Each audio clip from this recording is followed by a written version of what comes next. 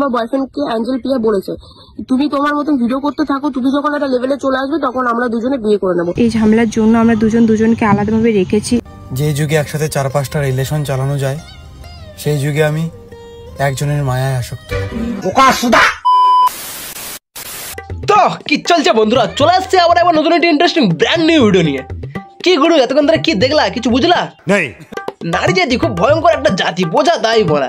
এদের মন বুঝতে বুঝতে তোমার সারা জীবন চলে যাবে, তারপর তুমি এদেরকে বুঝতেই পারবে না বলা। এখন ফেসবুক ভিডিও খুললে শুধু একটাই ভিডিও সামনে আসছে, বং মেডি আর অ্যাঞ্জেল প্রিয়ার ব্রেকআপ। অ্যাঞ্জেল প্রিয়া নতুন করে একটা ছেলের সাথে রিলেশনে গেছে। তা বলছি বলা, যে যেখানে যাচ্ছে যেতে দে না, তোদের চুলকানি কিসের? মানে আমরা বাঙালির জাতিটাই এইরকম, দিলকে তাল বানিয়ে দেবে। আর আজকে আমরা সেটাই দেখবো, আদৌ কি অ্যাঞ্জেল প্রিয়া আর বং মেডির মধ্যে ব্রেকআপ হয়েছে? অ্যাঞ্জেল প্রিয়া কি আবার সত্যি নতুন করে অন্য ছেলের সাথে রিলেশনে গেছে? তাহলে চলো বন্ধুরা, বেশি সমালোচনা করে মেন টপিকে যাওয়া যাক। চলো না বেশি না মুখে ভাট, আজ ভিডিওটা শুরু করা যাক। Let's get and start.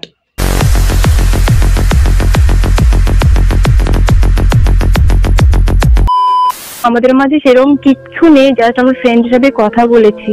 আমাদের অ্যাঞ্জেল দি বলছে তাদের মাঝে নাকি ফ্রেন্ড হিসেবে কথাবার্তা হতো। এদিকে ছেলেটা বলছে তারা নাকি ভাই বোন হিসেবে কথা বলেছে। দিদি আমাকে ভাই ভাই করে কথা বললো, আমি ওকে বোন বোন করে কথা বললাম। বাট এদিকে ছেলেটার গার্লফ্রেন্ড বলছে তার নাকি বিয়ে করবে বলেছে। এই কথাগুলো আমার বয়ফ্রেন্ডকে অ্যাঞ্জেল প্রিয়া বলেছে তুমি তোমার মতন ভিডিও করতে থাকো, তুমি যখন একটা লেভেলে চলে আসবে তখন আমরা দুজনে বিয়ে করে নেবো। এবার কথা হচ্ছে, এরা যদি ভাই বোন হিসেবে কথা বলে থাকে তাহলে একটা লেভেলে যাওয়ার পর ভাই বোনে কেন বিয়ে করতে যাবে? মানে লেভেলে যাওয়ার পর ভাই বোনেও বিয়ে করা যায়? হ্যাঁ,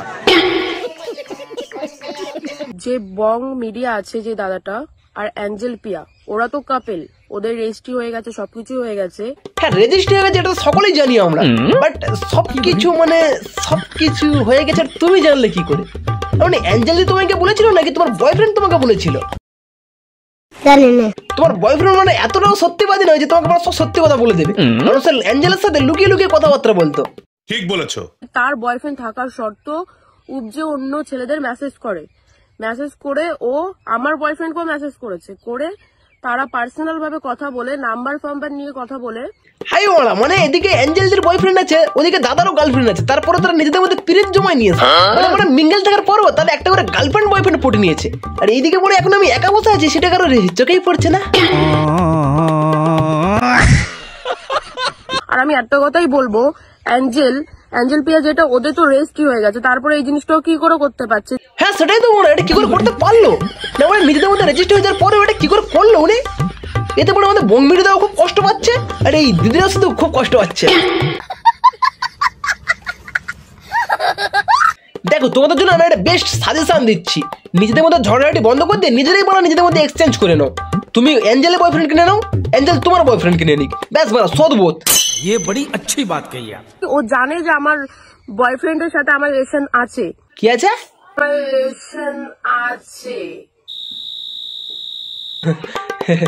বলছি দিদি ওটা রেশন না, রিলেশন। মানে দিদি সবকিছু কেমন যেন গুলিয়ে দিচ্ছে, তাদের ভাই বোনের সম্পর্ককে মানে গার্লফ্রেন্ড বয়ফ্রেন্ড বানিয়ে দিচ্ছে, এদিকে রিলেশনকে রেশন কার্ড বানিয়ে দিচ্ছে। আমি এটাই বলবো যে তোমার বয়ফ্রেন্ডকে ভুল বুঝো না, আমরা ফ্রেন্ড হিসাবে কথা বলেছি। আরে দিদি এখন সান্ত্বনা দিয়ে কি হবে? তুমি তো তার বয়ফ্রেন্ডকে বলেই দিয়েছো যে সে একটা লেভেলে যাওয়ার পর তুমি তাকে বিয়ে করে নেবে। অ্যাঞ্জেল প্রিয়া বলেছে তুমি তোমার মতন ভিডিও করতে থাকো, তুমি যখন একটা লেভেলে চলে আসবে তখন আমরা দুজনে বিয়ে করে নেবো। বলছো ওকে সান্ত্বনা না দিয়ে তোমার বয়ফ্রেন্ডকে দিয়ে দাও, তাহলেই বড় সব সমাধান হয়ে যায়। ঠিক বলেছো। দেখছি সবাইকে নিয়ে ট্রোল করছে, প্লিজ এটা বন্ধ করো। যেটা হয়েছে পার্সোনালি থাক, এটা নিয়ে এত নাক গলার কোনো মানেই হয় না। এটা পার্সোনালি থাকতো আর আমরা কেউ নাক গোলাতামও না। আর তোমরা যখন নিজেরাই এটাকে নিয়ে সোশ্যাল মিডিয়ায় আসবে তখন আমরা তো অবশ্যই আমরা নাক গোলাবো।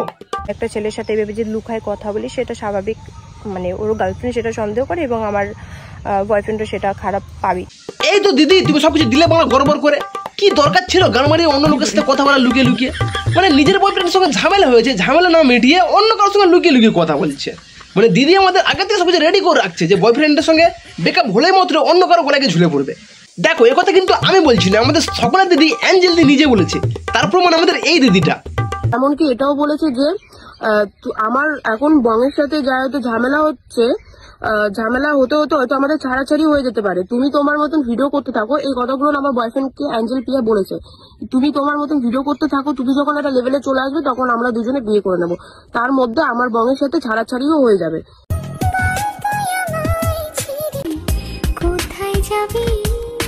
সে আর কোথায় যাবে, তুমি তো চলে গেলে তাকে ছেড়ে।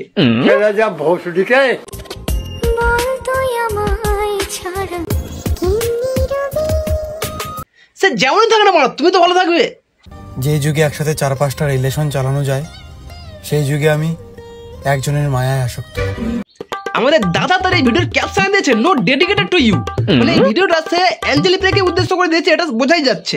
তো দাদা আমি তোমাকে ডেডিকেট করি এই সংটা দিচ্ছি, শোনো মারা। সখী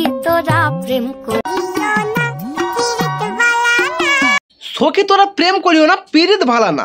এটা কলিযুগ দাদা, নারী না টাকাতে আটকায় না ভালোবাসায় আটকায়। তারা কিসে আটকায় তারা নিজেরাও জানে না মারা।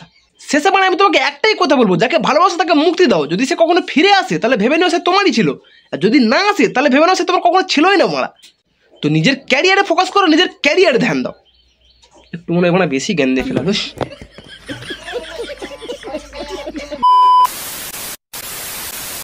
তো চলো বন্ধুরা, আজকে ভিডিওটা এই পর্যন্ত ছিল। ভিডিওটা তোমাদের কেমন লেগেছে অবশ্যই কমেন্ট করে জানিও। আর যারা আমার চ্যানেলে নতুন আছে তারা অবশ্যই চ্যানেলটাকে সাবস্ক্রাইব করে নিও, আর পাশে থাকা বেল আইকনটাকে প্রেস করে দিও। দেখা হচ্ছে আবার নতুন একটি ভিডিওতে, ততক্ষণের জন্য বাই।